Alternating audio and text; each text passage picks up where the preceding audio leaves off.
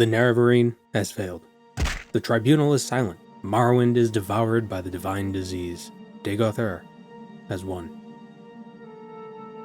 Or has he? In their desperation, the Empire sent not a prophesied hero to the east, but instead sent a regular guy. A man of little consequence. A man of little importance. A man who, they thought, would draw no attention from the forces within Red Mountain. Okay, maybe not a regular guy. He's seen some things, but he's regular in a cosmic sort of way. His name's Jack. Happy Halloween, everyone. Today we're dealing with a zombie apocalypse. Every NPC, or just about every NPC, has fallen victim to Caprice, mutating them into bloated, rotting abominations that would make even Gary Tunacliffe blush. And this mod doesn't just replace NPCs with lame Caprice and Caprice stalkers. Oh no. There's nearly 30 new NPCs scattered across Vardenfell. Body horror ain't nothing without a bit of variety. There's also a crafting system that comes along with this mod, but I'll say right now that I didn't use it much. You can craft repair hammers out of rocks and sticks though, so that's convenient. Like usual, we were sent to Vardenfell at the command of the Empire, but rather than being sent to find Caius, instead, Celes Gravius gives us some Dwemer schematics and tells us to make our way to Tel Fyr. If anyone knows anything about ending this plague, it's Master Telvanni wizard Dagoth Fyr. You may have noticed a new boat captain on the docks as we entered TESIII. Yes, travel has been altered a bit. Zombies can't swim, so the only safe way to travel long distance is by boat. Because of that, we could actually take a boat straight to Tel Fyr right now. But if we did that, Dagoth Fyr would tell us that we're not ready for his help. We need to take some time and explore the land, get an appreciation for what Dagoth has done to Dagoth's homeland. Only when we feel the pain of Vardenfell will he agree to help us. We need 100 points of health. That's why I'm a Nord with the Lady Birth sign. You start with 85 endurance immediately. As you can see, there's some new kinds of Corpus fellas hobbling about TESIII, infected Imperial soldiers. And no, if we kill them, we don't get their armor. It's become fused to their bodies. Their unyielding tumors subsume the metal, incorporating it into their flesh. At least that's how I interpret it. First things first, we need a weapon. This is where that crafting table will come in. Great for the early game. To make an axe, we need chitin and some sticks. Well, sticks are easy, they come from trees. Chitin is what bug exoskeletons are made out of. Arthropod exoskeletons, to be more general. Mud crabs are close enough, and because we took destruction as a major skill, we can use firebite to kill a few of them. If we didn't take destruction, we'd still be able to get some of these spells though, because this mod adds spell tomes that you could find scattered throughout the world. There's a few sitting on the bookshelf in the Census and Excise office. Firebite, Frostbite, Hearth Heal, the basics.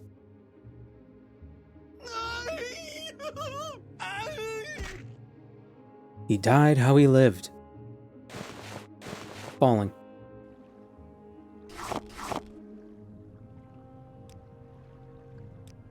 Oh, you need chitin and resin to make a war axe. Why not sticks? Well, I did loot some resin from the supply chest at the excise office, so we could craft the axe no problem. It is a chitin axe, so it's pretty awful, but it's the best we got right now. On the bright side, it does look like something straight out of your typical 20-aughts zombie survival media, so it works. There are no silt striders to take us between cities, so Balmora isn't going to be our first stop this time around. Instead, we wander until arriving at Pelagiad, the closest Imperial stronghold to TESIII. Considering the excise office was secured, I figure an Imperial presence means some form of safety. Where would you go during a zombie apocalypse? A mall? A supermarket? A prison? A farmhouse? Military base? The military is either going to be your best friend or your worst enemy. To be honest, I'd rather get shot than get eaten by zombies, so military base it is. But it seems Pelagiad was too civilian heavy, and they've been overrun. Well, it is the apocalypse, so that means we're free to go looting. Technically, the shop owners are still alive, but they're corpus monsters, so they're not too concerned with reporting me to the authorities. Also, the authorities are zombie monsters. They're more interested in eating me. Actually, I don't think corpus-infected individuals are cannibalistic, but we're pretending they're zombies, so just roll with it. We aren't strong enough to easily handle the corpus guards, so we have to do our looting fast, grab as much as we can, and run away before we get done in. A shield, some helmets, we'll sort out what's useful once we're in a safe place. Chitin boots, chitin shield.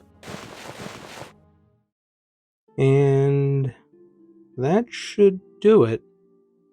You know, it really is convenient that your software issues can be fixed with the smokeless soldering iron. Here.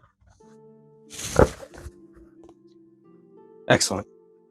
Just in time too, because we have another sponsorship. You remember before when we got that Manscaped sponsorship, we thought it was a little weird because why would Manscaped want to sponsor somebody with alopecia since they sell a bunch of hair-related products? Well, they also sell other hygiene-related products, such as body wash, which is why I'm here to tell you about the Buff Bundle. You can get 2 bottles of the body wash, which is paraben-free, dye-free and cruelty-free, and also vegan. And you can also get the body buffer. It's much like a loofah, except this is silicone, so it has some antibacterial qualities, and it's very malleable, so it's easy to lather up, and it adjusts to the contours of your body rather well. And you can get these things for 20% off by using my link in the description or in the pinned comment using promo code JBN.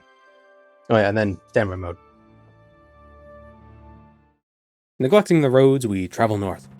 The roads are dangerous, potentially brimming with corporate stalkers. It's some kind of instinct, memory of what they used to do. The road was an important place in their lives. Balmora is overrun. There's a supplemental mod that increases the number of corporate spawns by something like 2 or 3 times, and it certainly made you feel even more helpless in this fallen world, but it turned Balmora into a PowerPoint presentation. OpenMW on a modern machine still ain't enough to handle hundreds of entities converging on a single point. That single point being me, because they want to get me. Without the mod, my computer can handle Balmora with ease. How useful will gold be? I don't know, but with how religiously some people talk about the value of gold, it must have some innate value that we'd recognize even during an apocalypse. That's another new corpus creature, a stalker wearing robes and casting spells. There's one for each elemental damage type and pure magic. They can be quite the nuisance if you can't kill them in a couple swings. We'll do our best to avoid them for now. Fortunately, by being a Nord, the frost ones are harmless, and the shock ones are only half as harmful. Shops, I suspect, will be few and far between, if there are any, so we'll need to be self-reliant and brew our own potions from scavenged reagents. Now Karya has fallen victim to the Corpus Plague, so she won't be using this Grandmaster Mortar and Pestle. How the mage is doing? Nope. Balmora's a lost cause. I'm gonna go get a ring. There's not a ton of direction in this mod, it's just get 100 health and go to Devaith Fear. And we could do that pretty quick, but that wouldn't be interesting. Rather than just grinding out levels, we're gonna go collect some loot and get levels naturally. The first is gonna be the iconic Mentor's Ring. What's ironic is that tombs, where the dead walk, are some of the safest places in the game since the inhabitants can't catch corpus. A graveyard would be the safest place to hide in a real zombie apocalypse, don't you think? If zombies want to eat the living, why go to a field of corpses? Unless we're going by Return of the Living Dead rules, where even headless corpses can be resurrected by the gas. Then a graveyard might be a bit dangerous, at first at least. Chitin can't hit ghosts, but that's the beauty of destruction magic. And with this ring granting us 10 points of intelligence and 10 points of willpower, we should be able to cast more destruction magic should we need to. Another really useful item is tucked away in a dungeon you'd be hard-pressed to find if a quest hadn't led you here in the first place. There is a quest that sends you here as a member of the Imperial Legion, but you don't need the quest to get what we're looking for. It's nice to see the fish population hasn't suffered from this plague. In fact, their numbers are probably skyrocketing with the sudden reduction in commercial fishing. The land is healing. Kind of. We're heading out to an island southwest of Ebonheart, a remote island with seemingly nothing on it, but under the water is the entrance to the Mudan Grotto. As is typically the case, the name of this dungeon is similar to another dungeon, the Mudan Mool Egg Mine. This is the mine Master Aryan sends you to after you become his mouth. It's a Telvanni thing. The mine is nowhere near this grotto, so the name isn't a regional thing, I assume. So I wonder what Mudan means. Is it something in Dunmary? Or when the game devs were naming stuff, did they just put a bunch of names in a hat and just pull them out randomly? I don't know. This place may seem like a pointless flooded cavern, but if you dive and hold your breath long enough, you'll find a sunken Dwemer ruin. Mudan, the lost Dwemer checkpoint. But there's no airlock, so the ruins are flooded as well. And they're full of fish that stagger you, making it harder to find an air pocket. But we just so happen to have a single serving of Quamacuddle, and there are call-ups in these caves we can collect pearls from. Together, these ingredients mix to create a water-breathing potion.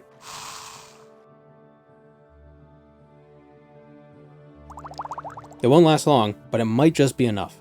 12 seconds. You can do a lot in 12 seconds. Having a bit of magicka should help too. Drowning is an instant death, so I can heal while asphyxiating. Which brings up so many questions about the nature of breathing in the Elder Scrolls universe. Restoration doesn't create air to breathe, so does it just counteract the cell death caused by hypoxia? This is assuming cells are even a thing in this world. Hell, we don't even know if oxygen is real. Where would oxygen come from if the stars are pinpricks in the fabric separating Mundus from Aetherius and aren't giant nuclear furnaces? With the water-breathing potion and some healing magic, we venture back into the ruins and...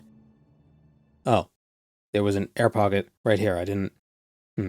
After doing some exploring, we find a ladder at the end of another water-filled hallway, but it's locked with a level 100 lock. I've said before that a locked door leading into another cell almost always has a key for it hiding somewhere nearby. In fact, there's a submerged path leading to a different trapdoor, the Right Tower. and inside this tower, we find the skeletal remains of Pikachu, along with his final words. After a confrontation with a Dwemer Centurion, he escaped to this tower, and in his excitement, he mistook a bottle of poison for a healing potion. It must have been a strong poison too, since electric isn't even weak to poison. But he does have the key we were looking for. Pika Pika friend. Pikachu. Ooh, and he's got a Dwarven Battle Axe in this chest. Awesome. With the key, we open the Mudan Dwemer Vault, and we're immediately attacked by a Dwemer Centurion. Is this the Centurion that nearly killed Pikachu? Vengeance is a dish best served steamed, because steam Centurion. It also has a key on its corpse which unlocks this closet. The key unlocks the closet, not the corpse doesn't unlock the closet. Inside is the Dragon Bone Cuirass, a piece of equipment allegedly crafted by Zurin Arctis himself. It comes with a 100% resist fire enchantment. That makes us immune to frost, fire, and half of shock. If we got Denstagmer's Ring and Finister's Ring, we'd also be immune to shock and have a bit of poison and magica resistance. Could be fun, but I think we're good enough as is. We even got another level out of this side quest. No recall or intervention, so we gotta swim back to the mainland. The mainland of the game, not the mainland of Morrowind. Vvardenfell. We gotta swim back to Vvardenfell. But this island that we're on is still considered Vvardenfell. Sure. We have to swim back to shore, I guess. Although, really, an island would also have a shore, so swimming back to shore, you just go in the water and then you just go back. You're going back to shore, but... Oh, right, zombies. I nearly forgot. Ebonheart appears to be overrun. You'd think there'd be some pocket of resistance somewhere around here. Was Satanin the only place that could put up a fight? Even Arrel and Fargoth survived. With a new weapon, killing these Corpus wizards should be a bit easier. They don't have much health, but their spells aren't so easy to dodge since they seem to cast toward the floor, meaning the AoE will clip you if you're standing within melee range. The mages themselves are pretty easy to run away from, but there is value in killing them. They're guaranteed to drop a smallish soul gem, a potion or two, some gold, and a spell tome. In this case, Walker Walking. It's water walking, but the mod has some spelling errors here and there. It is not a big deal. There's also a limitation to the mod where we can't learn the spell if we read the tome from our inventory directly. We have to drop it and read it from the world, then we learn it. The books actually tell you this. It's a bit immersion breaking, but you gotta do what you gotta do. I always feel a bit bad poking fun at some of these mods because no matter how rough parts of them are, it's clear the creator poured so much time and effort into them just because. I've talked about this on stream before. To me, anything you do just for the sake of doing it is art. Things you do for your own personal enrichment is art. Obviously, I'm oversimplifying. This doesn't mean if you do something for a reason that isn't just because that makes it not art. It can still be art, but if you do something for no reason other than just wanting to do it, then it is art. So you can get paid for your art. That doesn't make it not art, but if you do something for no reason, then I think that's also art. We could discuss this more. It don't matter. You understand the spirit of what I'm saying. These Morrowind mods, big or small, are art. So if the mod creator somehow sees this, know that any of my jabs are just playful teasing. This mod is great.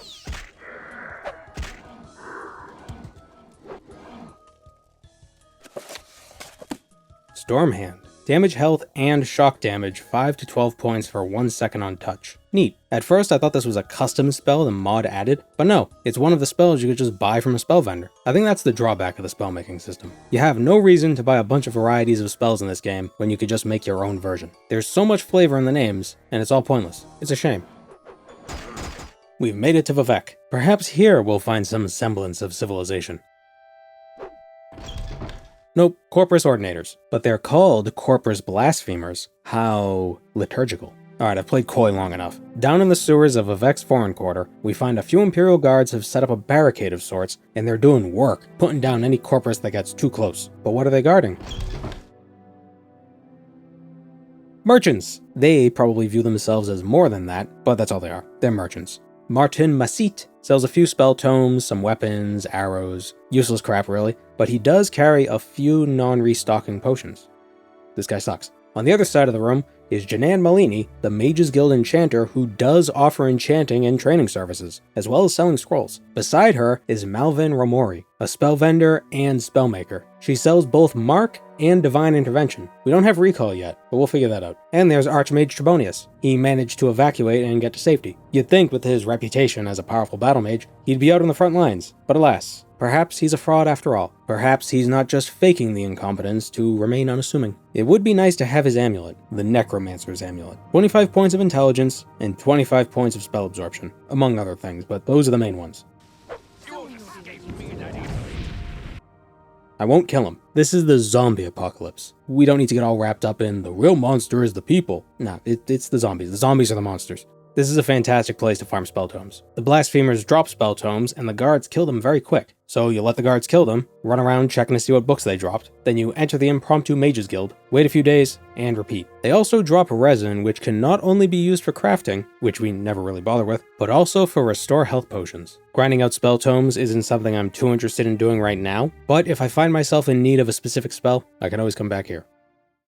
Alchemy is pretty fast to level, assuming you have the ingredients. With how many merchants there are that sell restocking supplies, 100 alchemy is just a matter of getting enough liquid capital, but none of the merchants we've run into so far have a restocking supply of anything, so it doesn't matter if we could find Atlantis. Instead, we'll harvest crops from the plantations north of Vivec. These farms primarily grow marshmallow and salt rice, which we can use to make restore health potions. Ignore the plant fibers I'm looting with the crops, those are part of the mod's crafting system and they're not important. They do nothing for alchemy. Even when the slavers aren't infected with Caprice, this doesn't count as stealing for some reason. I feel like a real farmer would be upset if you harvested his crops without him letting you. I think that was an actual event that happened once. Somebody stole a ton of grapes from a vineyard. Looting crops from barrels is stealing though, which implies the goods themselves aren't where Vardenfellers place value, but instead it's the labor one expends in the creation or collection of said goods that imbues it with value. Proletariat, etc. I recall there being a fair number of Daedric items on the Dren plantation, most of which were being carried by Dren's army of mercenaries, who I'm now realizing are probably just the muscle of the Kimona Tong, kinda obvious in retrospect. Regardless, I don't expect the corporate stalkers to actually have that Daedric loot, but it might still be worth taking a peek around their warehouses for any fun loot they may have left behind.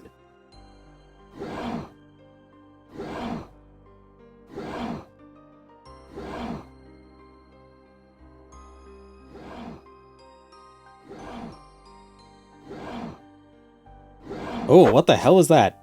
I mean, what in Oblivion is that? Yeesh, he heals a lot.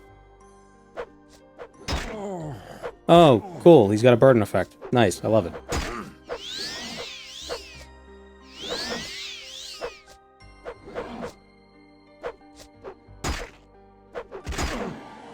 Yeah, this ain't happening. We'll quickly loot the Daedric and Ebony armor and get the hell out of here. I think that was supposed to be Orvis Dren.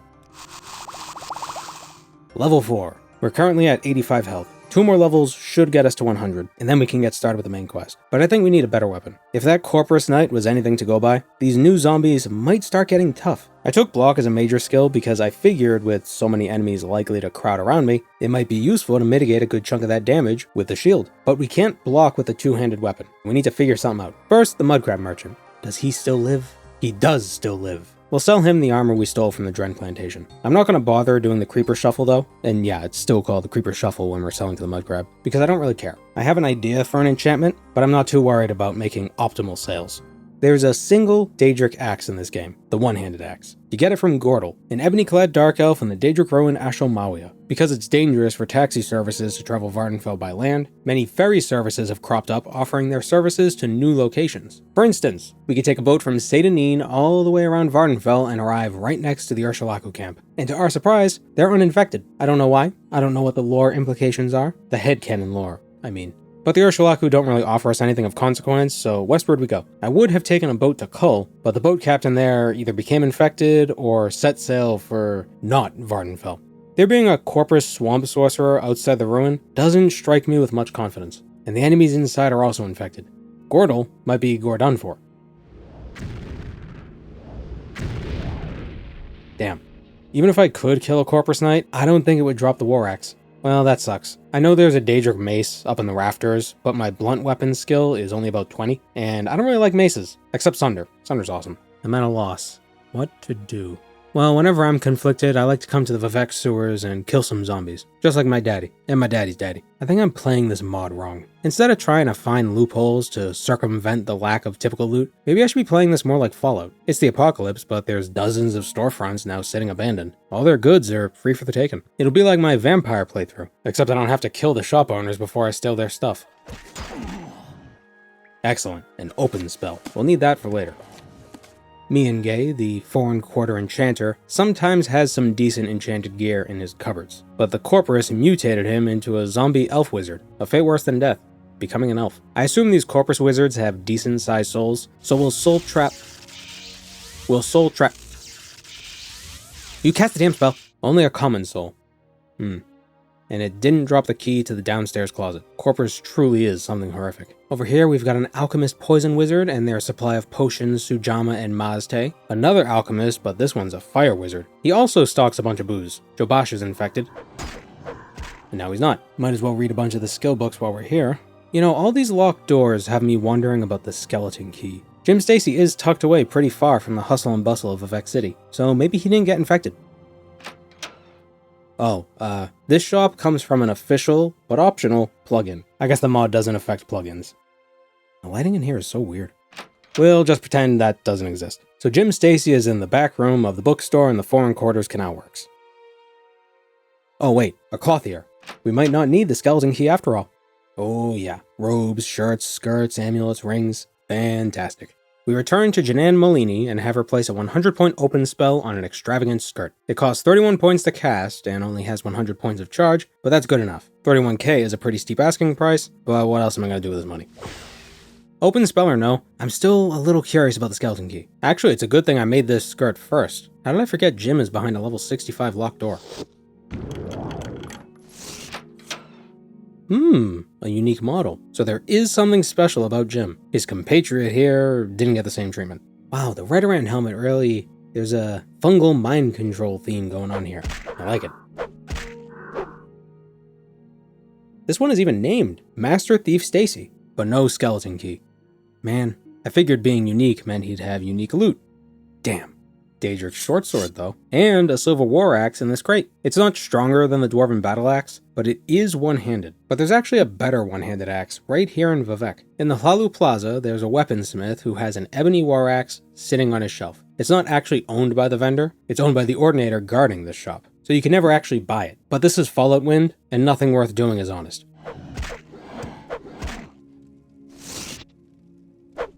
That's the best war axe we're going to be getting this run.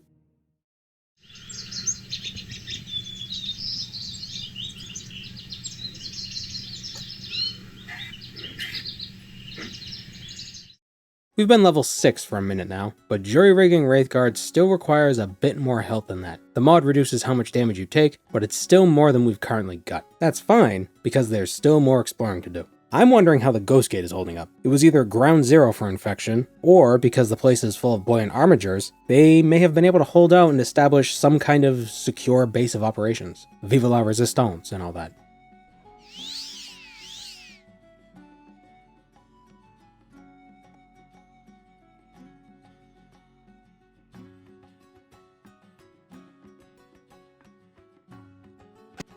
Yeah, they're all dead. No buoyant armiger corpuses, though. A level 100 lock? Oh, whatever will I do? I don't even know what's back here. I never come here.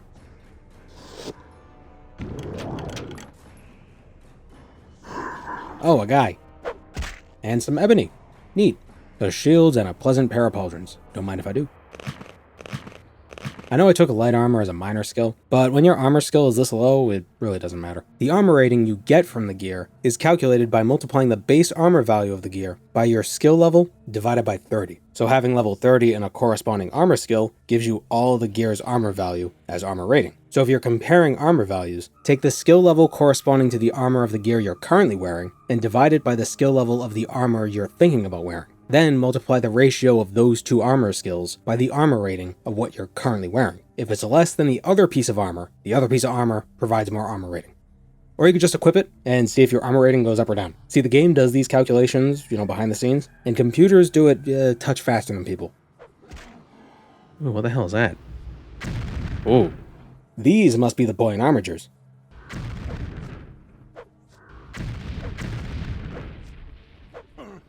Oh, they're tough. Yes, good. The Divine Intervention drop points are a bit altered in this mod. For instance, if you cast it in Vivec, it'll take you to the boat captain outside the city. From the Ghost Gate, we would normally go to Fort Buckmoth. Oh, and we go to Fort Buckmoth again.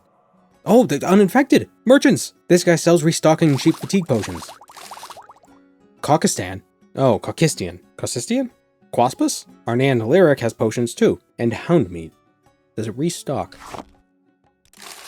It does! That's half of a fatigue potion. But now we need to find the other half. Dulian has script jerky. Please restock. Awesome. We got fatigue potions.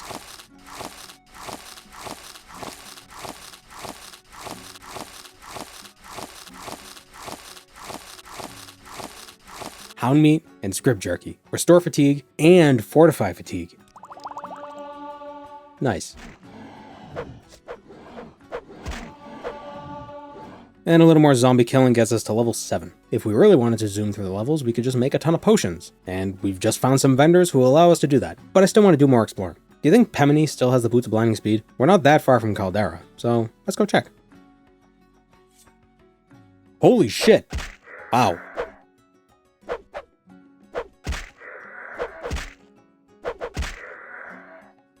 Corpus Athlete, I'll say. It does have the boots though. I'll take them, but unless I can get 100% Magicka resistance, I'm not going to wear them. The wonderful city of Caldera, usually my second stop on most runs, but it's better late than never. And to no one's surprise, Varric Germain has fallen victim to the Corpus Plague. So sad. That's why he's a cryomancer. We're going to take some of his jewelry. The Ring of Aversion, invisibility for 10 seconds, the Ring of Fireball, the Ring of Lightning Bolt, and finally the Amulet of Recall. A classic.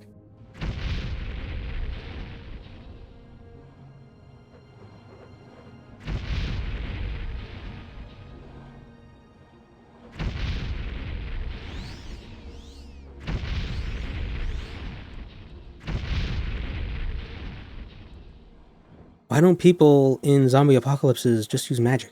Remember when we were traveling west of the Ursulaku camp to get to Ashulmawia? Well, I had placed a mark outside the Cavern of Iberdad, thinking we'd come back and loot the Daedric Battle Axe after getting some way to open a high-level lock. And right now is after we found a way of opening high-level locks, so let's go in and see what we could find. We've got a few tough enemies in here, so it was probably for the best that we held off for a bit. I don't know if our Ebony War Axe will make all the difference, but it certainly won't hurt. We aren't coming here for the Daedric Battle Axe, though. Past the Dark Elf, the Scamps, a flooded tunnel, and to Dremora is a level 70 locked door. The trap kills us a couple times because it hits us with a potent drain health effect, but after healing to full, we eat the debuff and get to fight a golden saint guarding the treasures we want. It's a shame we don't have a grand soul gem because capturing her soul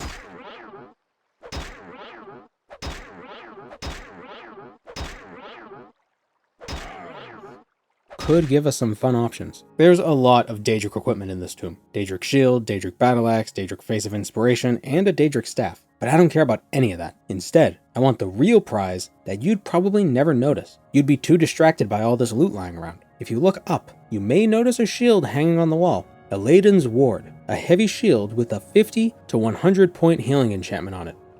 Because we haven't found any merchants with restocking alchemical ingredients that restore health, this is our next best bet. We're level 8, it's time to visit Dvaithfir. Probably the best thing to come out of the apocalypse is there's now a ferry that goes directly to Telfir. Intervention from Iberdad even took us back to the Ursulaku camp, right near their ferry station. Outside Telfir, we collect a bit of salt rice and creshweed and make a handful of restore health potions. Shield or no, potions are still good to have. We float up to Dvaithfir's mushroom and discuss with him the instructions we were given by Emperor Uriel Septim VII. In exchange for the Dwemer schematics we were handed before stepping out of the Census and Excise office, Dvaithfir gives us our first task. Get Wraithguard from Vivek. Yeah, the replacement for the main quest is just the back path. There's a tiny change, however. We go to Vivek, go to the Temple District, fight through a bunch of Corpus wizards, and unlock the door to the High Fane. But Tholar Saryani is not here. In his place is a lowly swamp sorcerer, and he certainly doesn't have the palace key. The key would have been nice to have because it would have dealt with the trap on the palace door, but we've got a 100 point open enchantment, we could just eat the trap. It's usually not that strong anyway. Looks like Vivek's got some new guards. Oh, they're coming after me. Whoa. How much health do they have? Bet you 100 septims they have the key. They may be tanky, but at least I'm tanky too. Oh, I should have enchanted this axe. Oh well.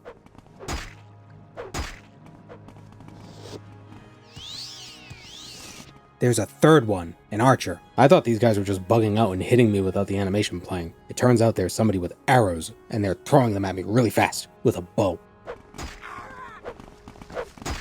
Haha, broke your helmet, dummy. Damn it, Fortify Fatigue.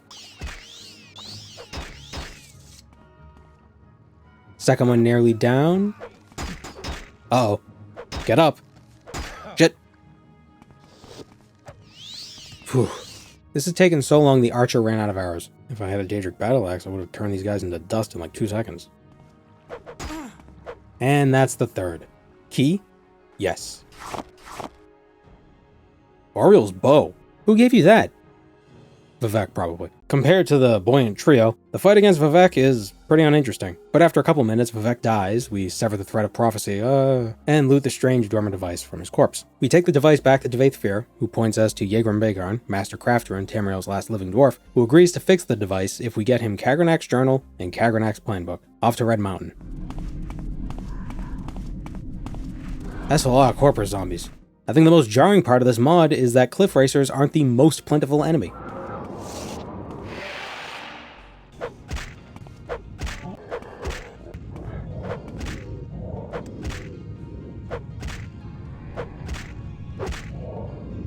Let's get that book. I did consider doubling up this mod with the Beware the Sixth House mod to make the corpus monsters even stronger and add more danger to the vampire citadels, but with how many zombies we've fought at this point, I'm glad I decided against it. Also, I don't know how compatible they'd be. Terrainulal. And here's where another part of the mod finally becomes relevant. An optional module of this mod adds Diablo 2 style loot. Randomly, you might find some gear with constant effect enchantments on them. I think I found a hammer earlier in the run, but besides that, nothing different showed up. Until now. The Heavenly Garb. Fortify attack 10 points, strength 5 points, magicka 15 points, resist magicka 5%, and restore magicka 1 point. It may not be obvious, but the strongest effect on this is probably the 1 point of restore magicka. It would be a game changer for mages. Magicka doesn't regenerate like fatigue does. It didn't do that until Oblivion. But for this build, for this run, I like the Fortify attack. We take the key, we take the garb, we take the book, we take some time to do some reading, and we take off for Telfir. With both books, Yegrim Begarn is now able to jury-rig Wraithguard for us, giving it the magical properties it needs to protect us from the mortal wounds inflicted by Sunder and Keening. Normally equipping the jury-rigged version of Wraithguard would deal around 200 points of damage. This mod pulls that value down to 125, plus a random amount up to 25 points. We've got 136 health, so cross your fingers.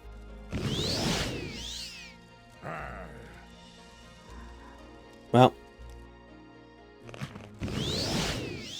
it worked that time. 132 points of damage. We're now in the endgame. 2 more citadels, then Daddy Dagoth himself.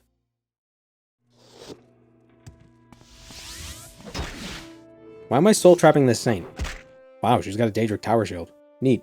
I don't need it. I know I don't have to kill Odros, and I think I say this every time I'm here, but it feels too easy to just pick the lock on the door. Not that Odros is difficult or anything, it just doesn't feel right that the door is so easy to pick. Definitely one of the better changes added by the Beware the Sixth House mod.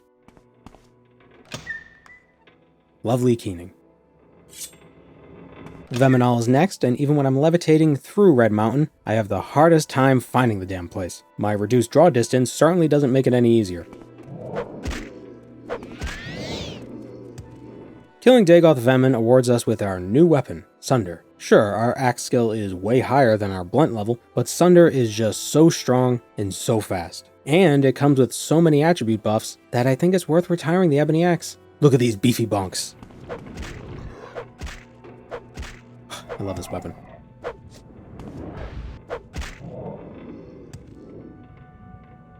Dagoth Gilvoth dropped another Diablo piece of loot, Silks of the Victor. Restore Magicka 1 point, Fortify Luck 5 points, and Night Eye. Not interested in using it, but it is interesting. Dagoth welcomes you, Nerevar, my old friend. But to this place where destiny is made, why have you come unprepared? Yeah, recently in my Discord, join if you haven't, there's a link in the description, we were discussing ways to make this fight more difficult, or at least more interesting. One idea would be if you had to fight Dagoth a few times, with each defeat causing him to siphon energy from the heart, bringing him back to full health, and possibly making him stronger. And maybe you'd have to do that multiple times before Sunder and Keening would actually work on the heart. Or you would have to do that between each hit of the heart, so you'd hit Sunder once, you have to fight him again. Keening, fight him again. Keening, fight him again. You just do that instead of just spamming attacks on the heart. And maybe if you happen to kill some of the vampires, the heart would bring them back to life instead of buffing Dagoth. So if you want to keep Dagoth from getting too strong, you have to kill some of the vampires beforehand. How feasible is it to make a mod like that? No idea. Every time, I don't even have to fight him on the bridge. Why am I trying to be cute? What a fool you are. I'm a god.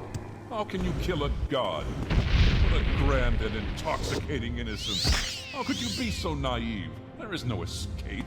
No recall or intervention can work in this place. Come, lay down your weapon. What are you doing? It is not too late for my mercy. The bitter, bitter